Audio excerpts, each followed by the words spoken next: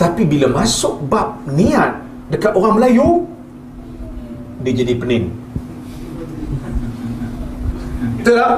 Dia jadi pening.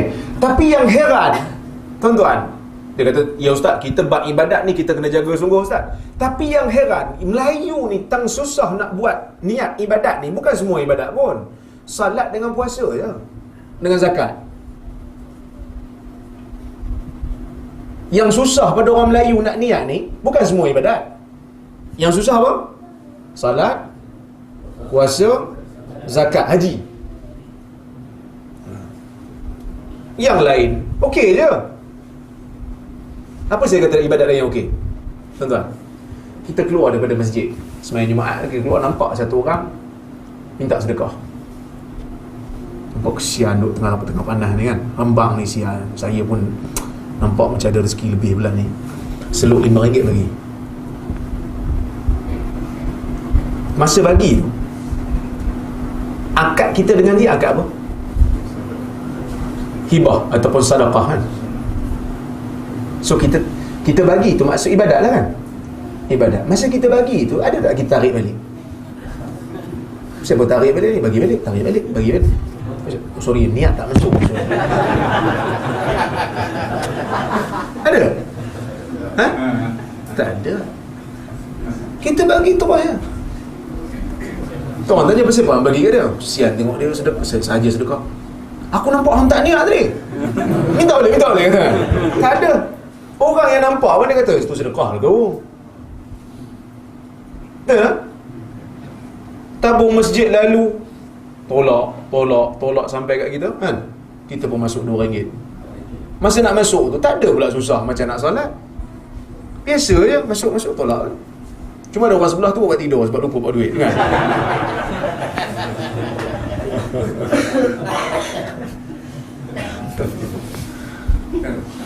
Sebab apa? Sebab kita masa belajar niat tu kita ditekan dengan salah faham.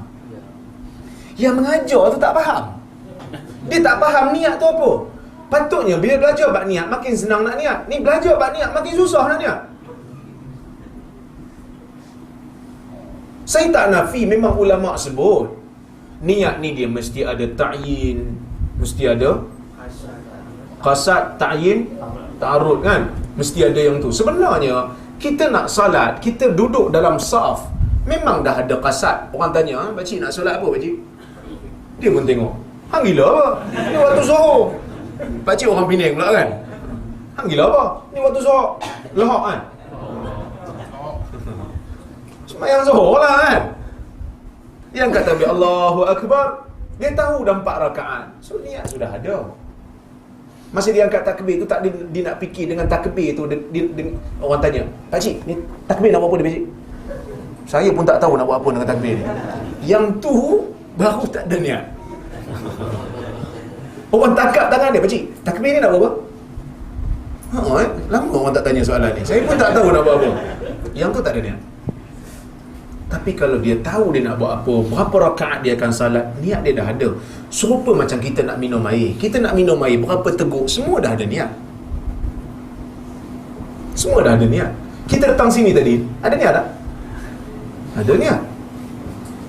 Kan Nabi kata, kalau satu orang keluar nak merentas sebuah jalan nak cari ilmu, maksudnya tujuan dia mencari ilmu, maka sahalallahu lahu tariqan ilal jannah. Tuhan pemudahkan jalannya ke syurga. Jadi masa tuan-tuan keluar daripada rumah tadi, dikira tu langkah tu dikira memudahkan jalan ke syurga. Sebab niat dah ada. Nak pergi masjid, dah siap berwuduk nak pergi masjid, setiap langkah tu menggugurkan pahala dan mengangkat darjat. Perlu niat semua tu. La yuridu illa salat. Dia pergi masjid, dia tak ada niat lain melainkan salat. Tapi ada tak orang Melayu keluar masuk balik? Apa ni? Apa hal ni banjir? Niat tak masuk lah. Susah nak masuk niat ni. Tak ada. Kita salah faham bab niat. Banyak kita salah faham. Ulama sebut tu dia nak bagi penjelas kat kita, kita jadi tambah confused. Okey. Boleh tuan-tuan? Lepas ni tak ada susah lah, angkat takbir je. Kita dah tahu solat apa. Orang yang tak ada niat ni macam mana? Kata kalau macam tu Ustaz, mana semua ada niat? Ada orang yang tak ada niat? Ada. Ada. Macam mana orang tak ada niat? Tuan-tuan biasa tak baca dalam kitab fiqh, kitab Hanafi antaranya. Imam Ghazali juga sebut rasanya dalam Ihya. Dia kata nak mendapat rukhsah, Imam Ghazali, tapi saya ingat Zailai sebut. Zailai dalam kitab dia Tabyinul Haqa'iq, kitab Hanafi. Tapi Imam Ghazali tu saya tak ingat sama ada kitab Ihya ataupun kitab lain dia sebut. Nak mendapatkan rukhsah untuk jamak qasar salat bagi musafir, dia mesti memulakan safar dia dengan niat. Biasa dengar? Maka ada orang dah sampai Johor Bahru, dia keluar daripada Kanga sampai Johor Bahru, dia tak safar, dia tak qasar salat. Tanya pasal apa ni tak qasar? Tadi masa keluar pintu lupa nak niat.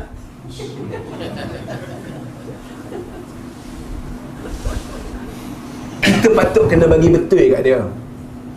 Kita kata tadi, Haji, tadi masa keluar daripada rumah tadi, dekat Kanga tadi, masa start kereta tadi, tahu tak nak pergi mana? Tahu nak pergi Johor Bahru, nak makan kenduri. Tu niat dah ada lah tu. Dia nak bezakan dengan orang yang bermusafir tanpa niat, iaitu orang yang berjalan, dia tak ada arah tuju. Katalah dia lepas putus tunang, Feras menongging, so dia ambil kereta, dia ambil kunci kereta, dia jalan. Nak ke mana tu? Ke mana tayarku membawa diriku, ke sanalah aku pergi. Kan? Yang tu orang tak ada niat.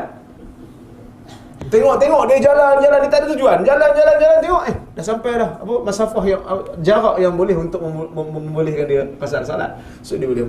Adakah dia boleh qasar? Taklah ikut sebagai ulama kata tak boleh, kerana daripada awal tadi dia tidak ada tujuan nak bermusafir. Itu maksud niat. Dia salah faham kan? Dia ingat niat tu mesti dilafazkan. Tak, niat bukan dilafazkan. Saya faham ada sebahagian ulama mazhab Syafi'i mengatakan niat itu sunat untuk dilafazkan. Saya faham yang tu. Sebab apa tuan-tuan? Dalam mazhab Syafi'i ni ada seorang ulama nama dia Abu Abdullah Az-Zubairi. Tuan-tuan tengok dalam kitab Al-Majmu'. Abu Abdullah Az-Zubairi, dia tafsir kalam Imam Syafi'i. Dia kata, Imam Syafi'i kata, innaha laysat kasiyam la yadkhuluha illa bil lafzi. Salat itu bukan salat itu bukan macam puasa, yang mana salat itu tidak dimulakan melainkan dengan lafaz. Jadi dia ni, ulama besar mazhab Syafi'i ni, Abu Abdullah Az-Zubairi ni, dia kata lafaz itu adalah lafaz niat. Maka dia kata wajib untuk melafazkan niat. Imam Nawawi dalam kitab Majmu' dia tak setuju. Dia kata bukan lafaz niat, takbir. Maka ada dua nukilan lah kan. Ada yang kata takbir, ada yang kata niat. Maka sebahagian kata tak apalah, kita katakan mustahab untuk membantu jiwa, mengukuhkan lagi apa yang kita nak buat. Tapi Ibn Rajab, tuan-tuan, Al-Hambali, dia bawa satu riwayat daripada Ibnu Umar. Tuan-tuan tengok kitab Jami' Ulumul Hikam. Kitab ni tuan-tuan kena baca. Kitab ni saya tak tahu, saya jatuh cinta dengan tulisan Ibn Rajab. Saya mula-mula kitab Ibn Rajab saya baca Syarah Al-Tirmizi, saya tahu memang dia hebat. So saya baca Jami' Ulumul Hikam. Tapi dia Hambali lah. Okey, bukan sesat pun Hambali okey. Kan?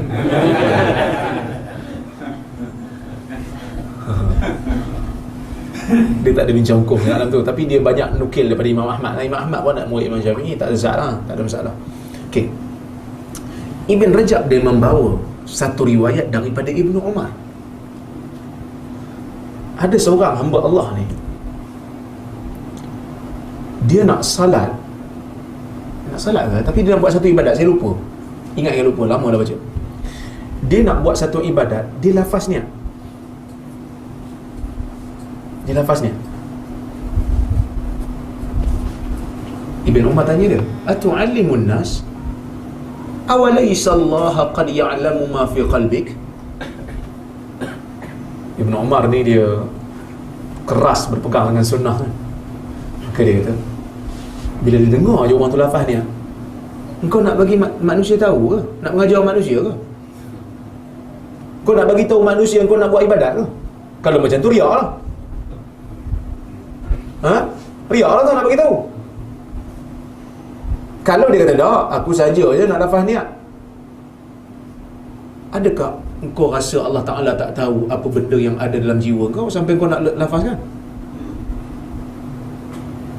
Maka saya katakan, walaupun mazhab Syafi'i mengatakan sunnah, tetapi sebenarnya yang paling hampir dengan kebenaran, yang paling hampir dengan apa yang Nabi buat, yang Nabi tunjuk, niat ini tidak dilafazkan melainkan pada tempat yang memang Nabi lafaz. Ada tak tempat yang Nabi lafaz? Waktu bila? Haji. Haji, umrah, dan juga sembelihan, kan? Sembelih korban, kan? Selain daripada tu, tak. Tapi mazhab Syafi'i, selain daripada dia faham kalam Imam Syafi'i tu, dia juga menggunakan qiyas lah. Sebahagian menggunakan qiyas. Dia kata oleh kerana dalam bab haji ni Nabi lafaz, maka kita qiyas dengan salat lah. Okey lah, qiyas tu salah satu daripada sumber hukum Islam lah, kita terimalah qiyas tu. Tapi saya nampak macam kurang setuju sikit lah. Sebab patutnya salat ni perlu ke dikiaskan dengan haji?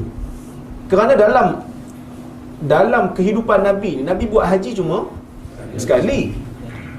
Nabi buat haji cuma sekali. Nabi solat tiap-tiap hari. Sekali Nabi solat, sehari Nabi solat 5 kali. Kalau betul lafaz niat tu ada, dah tentu riwayatnya hampir mutawatir. Mesti sahabat dengar, dan mesti sahabat riwayat. Kenapa sahabat tak riwayat? Ada juga yang menggunakan hujah, tak apa, dalam puasa pun boleh untuk lafaz niat. Sebab kan ada hadis yang Nabi masuk waktu duha tu kan, jumpa isteri dia, Nabi kata, hal indakum ta'am, ada makanan tak? Tak ada. Fa inni saim. Macam tu aku puasa. Dia kata yang tu niat tu lafaz niat. Tak, yang tu bukan lafaz niat. Yang tu nak bagi tahu kan, bini je aku puasa.